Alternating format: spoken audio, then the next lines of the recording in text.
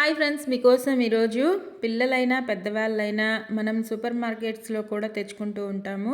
French fries చాలా ఇష్టంగా తింటూ ఉంటాం కదా.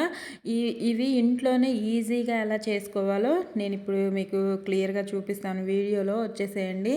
అసలు టేస్టీగా భలే ఉంటాయి. కానీ అప్పటికప్పుడు ఫ్రై చేసుకొని తినండి, క్రిస్పీగా ఉంటాయి. కొద్దిగా లేట్ అయినా సరే మెత్తబడిపోతాయి. మనం బయట కొనుక్కున్నవైనా అంతే కదా. అప్పటికప్పుడు ఫ్రై చేసుకొని ఇవి ఫ్రిడ్జ్లో కూడా ఎలా స్టోర్ చేసుకోవాలో ఇప్పుడు చూపిస్తాను. వీడియోలో మీకు చూపించి చెప్తాను. ఇదిగోండి, నా ఫ్రెంచ్ ఫ్రైస్ అయితే సూపర్గా వచ్చాయి. మీకు ఈ వీడియో నచ్చితే లైక్ చేయండి, సపోర్ట్ చేయాలనిపిస్తే సబ్స్క్రైబ్ చేసుకోండి, యూస్ఫుల్గా ఉంటే ఫ్రెండ్స్ అండ్ ఫ్యామిలీ మెంబర్స్కి షేర్ చేయండి. ఇదిగోండి, బంగాళదుంపలు నేను హాఫ్ కేజీ తీసుకున్నాను. ఏ బంగాళదుంపలైనా పర్వాలేదు. నేను చేసుకునే రెసిపీ కోసము హాఫ్ కేజీ బంగాళదుంపలు తీసుకొని ఇలా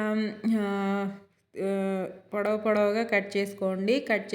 పీల్ చేసుకున్న తర్వాత కట్ చేసుకొని ఇలా వాటర్లో వేసుకోండి. ఎందుకంటే నల్లగా అయిపోకుండా ఉంటాయన్నమాట. మీకు షేప్ మనం ఫ్రెంచ్ ఫ్రైస్ బయట కొనేవి స్ట్రైప్స్ లాగా వస్తాయి. నేను కొద్దిగా షేప్ అవుట్ అయింది. తినేది మనమే కాబట్టి ఇబ్బంది ఏముండదు.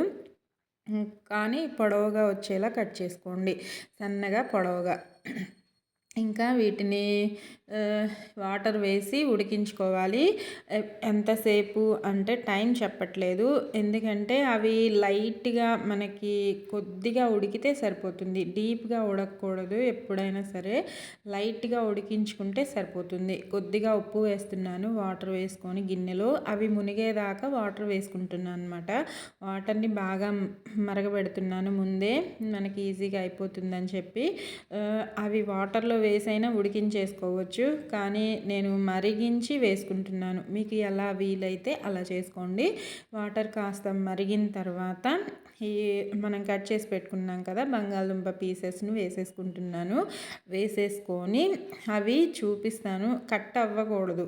మనకి ఒక 15 మినిట్స్ మీడియం ఫ్లేమ్లో ఉడికించాను. కట్ అవ్వకూడదు ముక్క అయితే మాత్రము.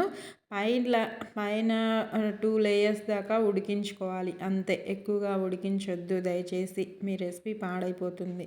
ఇంకా చెప్పిన టిప్స్ వీడియోలో చూపించిన విధంగా చేసుకుంటే పర్ఫెక్ట్గా వస్తాయి. బయట కొనే పని లేకుండా ఇంట్లోనే ఈజీగా టేస్టీగా రెడీ అవుతుంది. ఎక్కువ ఇంగ్రీడియంట్స్ కూడా ఏమీ ఉండవు. వాటర్ అంతా వంపేసుకొని ఫ్యాన్ కింద చల్లారబెట్టేసుకోండి. ఆయిల్ హీట్కి పెట్టుకొని ఇవి బాగా ఫ్యాన్ కింద బాగా చల్లారబెట్టేసుకోండి. ఇవి చల్లారబెట్టుకున్న వాటిని మీరు తడి లేకుండా చూసుకొని ఒక ప్లాస్టిక్ కవర్లో పెట్టేసుకొని ఫ్రిడ్జ్లో స్టోర్ చేసుకోండి. ఎప్పుడు కావాలంటే అప్పుడు ఫ్రై చేసుకొని తినొచ్చు.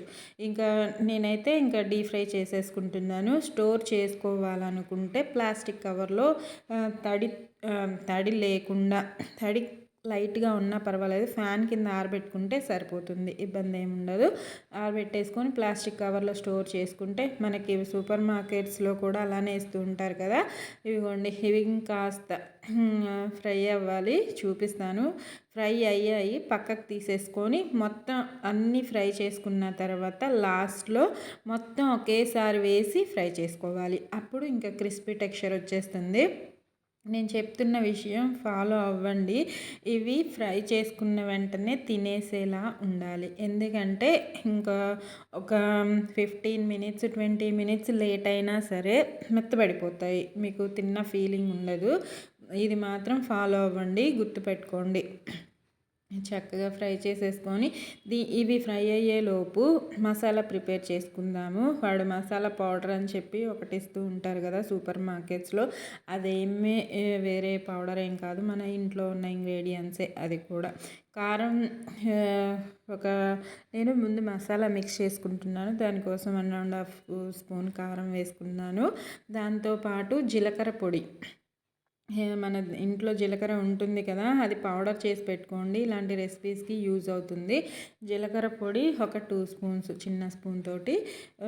ఉప్పు మాత్రం 1 స్పూన్ సరిపోతుంది, ఎక్కువ అవసరం ఉండదు. ఈ మొత్తం మిక్స్ చేసేసుకోవాలి స్పూన్ తోటి. మిక్సీ పట్టుకున్నా పర్వాలేదు, బాగా మిక్స్ అవుతుంది. నేను స్పూన్తో మిక్స్ చేసేసుకుంటున్నాను. ఇవన్నీ పౌడర్సే కాబట్టి ఈజీగానే మిక్స్ అయిపోతాయి. మిక్స్ చేసుకొని పక్కన పెట్టేసుకొని ఇదిగోండి అన్నీ పూర్తయిపోయిన తర్వాత లాస్ట్లో మనం ఫస్ట్ ముందుగా ఫ్రై చేసినవి కూడా వేసేసుకొని అందులోనే ఇంకొద్దిగా ఒక 10 మినిట్స్ హై ఫ్లేమ్లోనే మళ్ళీ కలర్ డీప్గా మార్చొద్దు, మాడిపోయినట్టు అయిపోతాయి. మీరు 10 మినిట్స్ కాదు, నేను టైం చెప్పడం అనవసరం.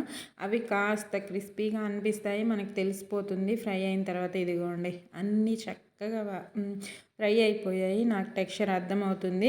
ఇంకా స్టవ్ ఆఫ్ చేసేసుకొని సర్వ్ అవుట్ చేసేసుకోవడమే.